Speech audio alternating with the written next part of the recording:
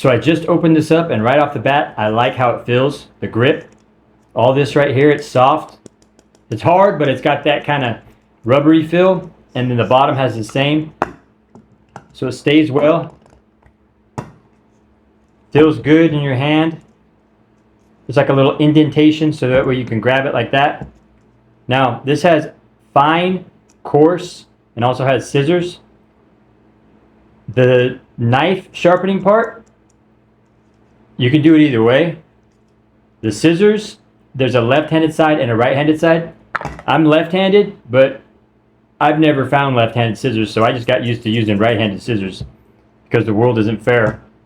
So they don't, being that I've only had right-handed scissors, these are right-handed scissors. So if I was doing right-handed scissors, I have it, this part in my left hand. And I was reading the instructions, and it says to like try and close it when you pull it back. So it says like try and like keep it closed. Like you're trying to cut this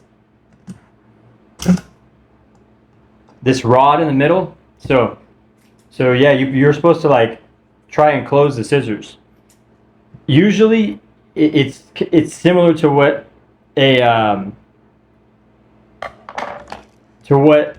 the knife sharpener is, to where you're barely putting any pressure on it. So like to do the knife part, this right here is the coarse and this one would be the fine. You just let the knife's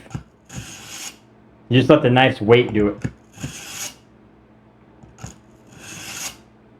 But the scissors, the instruction says you close it and you try to, like, you're trying to cut it when you're pulling it the whole time, so.